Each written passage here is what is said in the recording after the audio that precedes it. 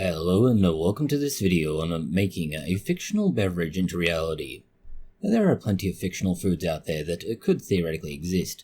A lembas bread is a fairly well-known example, which is meant to provide you with all the nutrition you would need with just a small bite. Unless you're a filthy, dirty hobbit, in which case, nothing will satiate you. Then of course there are a variety of other products out there. Butterbeer from Harry Potter, and we could keep going, but why beat the dead horse any more than we have? There are few beverages in Warhammer more famous than Bugman's Stout. As a result, we wanted to try brewing it. That and apparently drinking blood is frowned upon, which is the other famous beverage within Warhammer. Unless of course you count fire, but fire tends to be more of a gas than it is a beverage. Anyway, as a consequence, dwarven beer it is. However, unlike a typical beer today, the Bugman's Stout is certainly no longer available as the brewery has been burned down, much like they tried with Guinness, but they succeeded in this case. That means no Bugman's beer without making your own, which does raise questions about whether it still counts as dwarven beer. We suppose the dwarfs won't care so long as we aren't one of those pointy knife-eared traitorous bastards. We mean untrustworthy elves. In a more serious sense, this is an attempt to actually create a beer outside of the Games Workshop Fantasyland that you can drink without having to subject yourself to the British, or worse yet, English food. And to replicate Bugman's 5X Stout, you will need to essentially homebrew. It's more of a, let's say, tributary product than it is an actual proper recipe, as there is an official product out there, but as said, it requires a very narrow availability and travelling all the way to England. So, if you are a fellow admirer of Joseph Bugman's legendary brew, come along into the grimdark annals of Warhammer Fantasy World. The 5X's stand for extra strong, or possibly something dirtier if you're a dwarf, and any self-respecting dwarf would insist so. It's no mere ale. It's supposed to be a robust, fear-banishing stout, said to fortify the soul against everything, whether it is simply the dirty, filthy elves, the chaotic greenskins, or literally chaos. It's brewed with an ancient recipe of sorts from the Dragonback Mountains. This leads to a thick, malty, and apparently very potent a beer that slayers are able to forget their oaths after consuming. Understand, dwarven slayers are not just crazy bastards. These are crazy bastards who effectively believe that they are dead and are just seeking a glorious death in combat. Yeah, these are people who take the idea that they've done something very bad very seriously, and typically always somehow dishonourable. The actual formula is, well, not only a closely guarded secret in terms of the Warhammer universe, but certainly by Games Workshop. And so, the loss of not just theoretically the recipe, but certainly the brewery by Goblin Reeds means that, mortals can only approximate what's there. This is, as said, inspired by dwarven lore and based on various recreations from fans across the real world, and certainly some of the real-world analogues that do exist. This is because it is clearly a stout, and therefore we can get some idea as to what's going on. We can speculate that it's possibly some kind of weird imperial stout, something derived from that style anyway. This will lead to a very high gravity, very roasty, and very strong beer. There'll be 8 to 10% alcohol by volume, and to be frank, that's probably cutting it rather low anyway. It's also very dark in coloration. It should contain notes, let's say, of roasted barley, and chocolate, and a somewhat bitter finish, much like any dwarven grudge. Importantly, this recipe is kind of, I wouldn't say necessarily difficult. Difficult implies you can't do it. More that you probably want to have a little bit of experience before trying it. It does require only basic equipment, so you don't need to worry about that. It's just some of the processes and requirements are a bit of stuffing around, which makes sense given it's dwarven. So obviously, before you start, make sure you sanitize everything.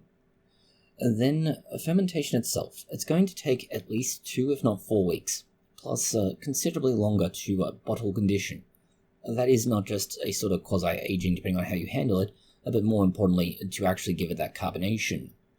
The yield will be somewhere in the range of about 5 gallons, so we're talking roughly 20 litres.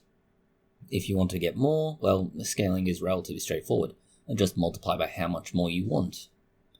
Ingredients wise, well, things are actually quite straightforward, thankfully. You're going to want something like a 2-row pale malt, and you're going to want about 12 pounds of this. So we're talking here about 5 kilograms. A roasted barley at about 1.5 pounds, or roughly 600 grams.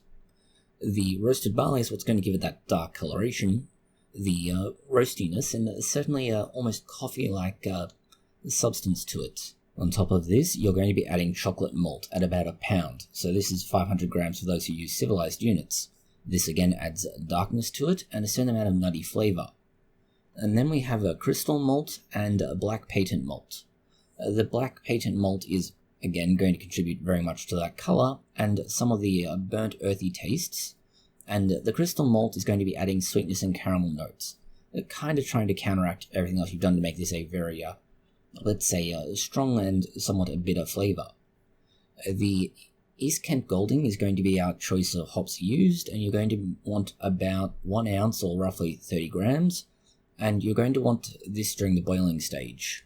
Then there's your finishing things, in which you can add something like Fuggle and about half an ounce, although we sort of say there are better options in regards to that, but the end goal is the same either way. You're adding that herby aroma, sort of trying to give it an older sensation in a, well, obviously olfactory sense.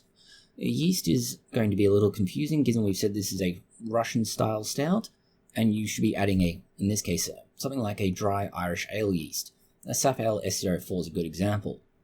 You want to add 1 packet or somewhere in the ballpark of 20 grams, and depending on how exactly you prepare your yeast, this may vary, but that's the general indication. If you want to go for authenticity, more than less aim for any stout-specific strain. Other than that, we can't give you a lot more guidance, as it's going to vary somewhat based on what you choose to use. The priming sugar is 5 ounces or 150 grams, and this is added to the fermentation after it's completed. You then siphon off the fermentation into individual bottles, seal them, and let them carbonate. It's simple. Water will require about 6 gallons, 24 litres or thereabouts. You probably want to consider adding some sort of a calcium-based addition to this to try and somewhat, let's say, harden the water. Not necessary, but it will help. The brewing process is basically the same as most other beer. We say mostly the same, so keep in mind there'll be a couple of things here that don't quite make sense, but bear with us. First of all, mashing. Mash for up to 90 minutes. It's a 60 to 90 minute mash you're after.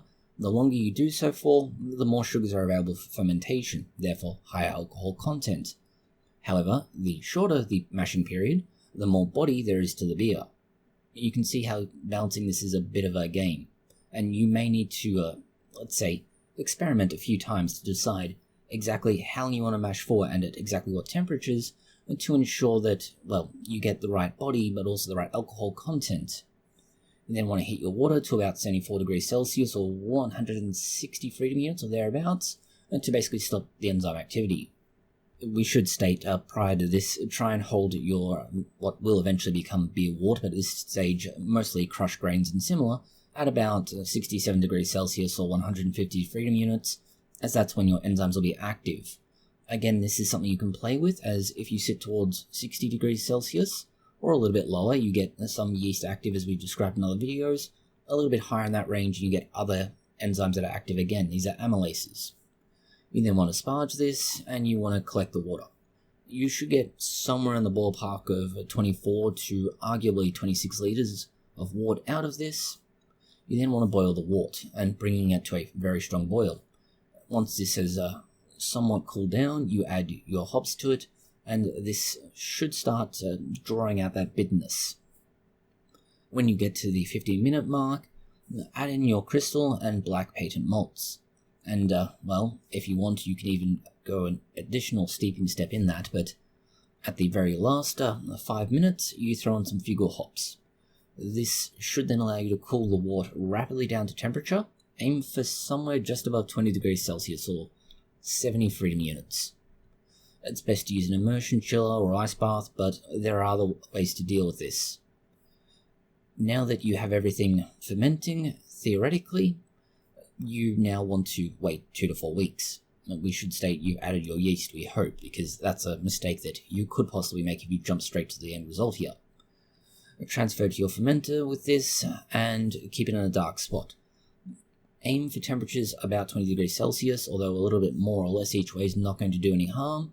This is somewhere in the ballpark of 65 to 70 degrees Fahrenheit.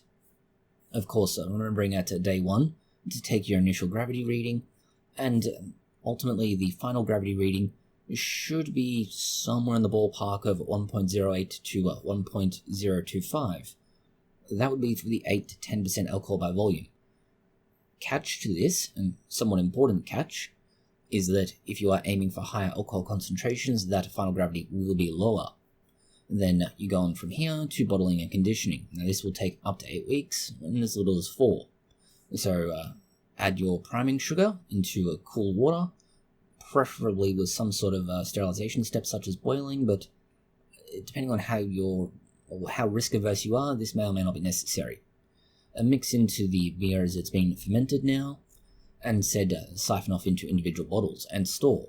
You want to store it at roughly 20 degrees Celsius again, the same reason as for the fermentation. You want to convert the sugars that are available into, obviously in this case, carbonation and a certain amount of alcohol. Now, the second reason you need to wait 4 to 8 weeks is simply that first 2 weeks are purely for carbonation. The second 2 weeks are to age it somewhat. Now, this is one of those beers that can benefit from longer aging, and depending on how long you're willing to wait. If you're not entirely sure about the results, you simply make more bottles of it and you sample at regular intervals. The argument is strongly made that you should wait at least 3 months, but again, patience is not necessarily a virtue. The taste and appearance should be fairly typical of stout. Somewhat black, if not slightly opaque, with a tan head. This should produce a foam-like finish on the top of your drinking vessel, whether it's a tankard, the heads of your enemies, more likely skulls, as heads themselves are somewhat useless, and of course any glass you may have. The aroma and flavour is a roasted malt flavour with some sort of espresso or coffee type aromas to it, somewhat dark and fruity, and certainly with an alcoholic scent to it, and ultimately taste. The finish should be somewhat dry and bitter with a slight herbal flavour to it. And pairing-wise, well, this is going to be your standard fare.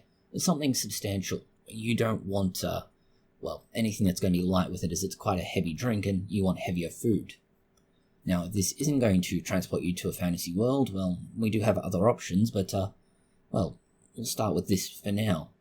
Some other thoughts that we do have that may or may not help you, let's say, develop a deeper flavour, is that instead of directly transferring it into your carbonating vessels, or more likely bottles, you instead add oak chips to your fermentation vessel. And this will give it some of that oaky flavour from a wooden barrel, which is how the beer is depicted as being available at all times. And of course, you could always choose to share this, but, the dwarves aren't necessarily the most sharing of peoples, and certainly considering the cost of this beer, you are unlikely to do so. Not the cost to you, but the cost in shame and dishonour should you happen to sell it to a pointy-eared elf. Thank you for watching this video. If you found it interesting, consider liking, sharing, and subscribing. And please do post any comments, questions, or suggestions you have below.